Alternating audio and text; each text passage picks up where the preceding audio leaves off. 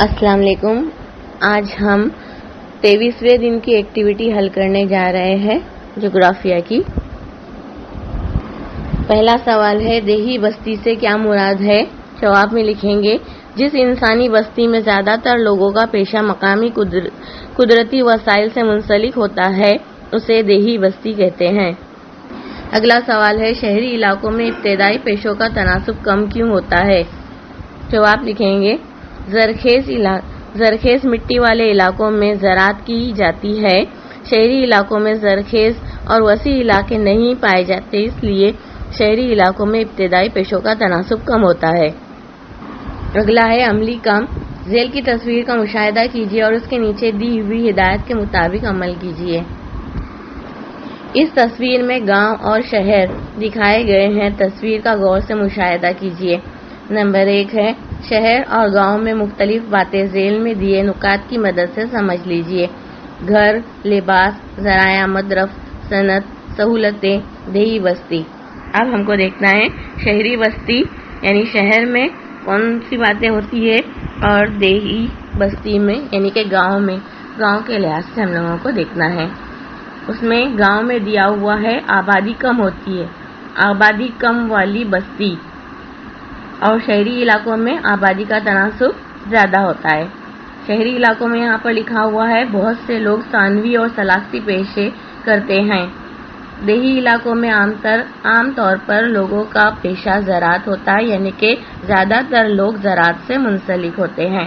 اس کے بعد میں یہاں پر دیہی علاقوں یعنی کہ گاؤں میں دیا ہوا ہے ذرائع آمد رفت اور پیغام رسانی کی سہولت کم پیمانے پر ہوتی ہے. ہم شہر کے لحاظ سے لکھیں گے ذرائع آمد رفت اور پیغام رسانی کی سہولت زیادہ ہوتی ہے یا بڑے پیمانے پر ہوتی ہے. اب شہر کے تعلق سے یہاں پر لکھا ہوا ہے یہاں ہر قسم کی خدمات دستیاب ہوتی ہے.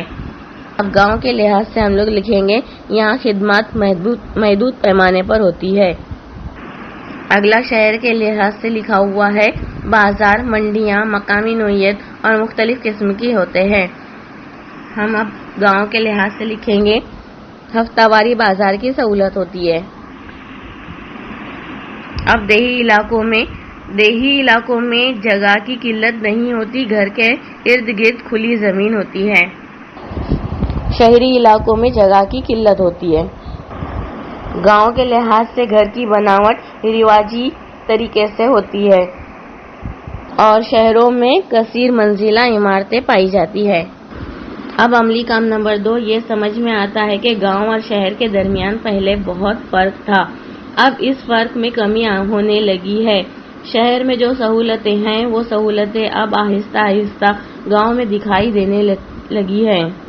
اس میں لکھیں گے دیہی بستی میں اصل پیشے سے منسلک دیگر ضمنی پیشوں میں اضافہ ہونے کی وجہ سے اطراف کے علاقوں سے لوگ حصول معاش کے لیے آ کر آباد ہونے لگے. اس کی وجہ سے بنیادی دیہی بستیوں کی آبادی میں اضافہ ہونے لگا. بڑھتی ہوئی آبادی کے رہنے کے لیے گھر اور اسی طرح دیگر مختلف سہولیات شروع ہوئی جس کی وجہ سے ثانوی اور ثلاثی پیشوں کی اہمیت میں اضافہ ہوا.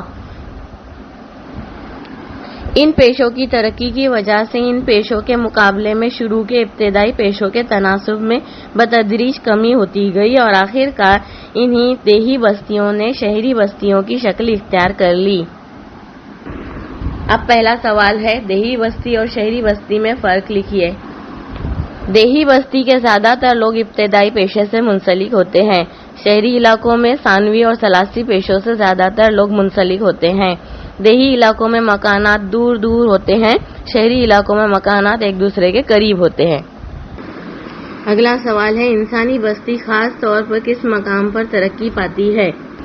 جواب لکھیں گے انسانی بستی کے مقام پر خاص طور پر قدرتی، تہذیبی اور معاشی عوامل اثر انداز ہوتے ہیں.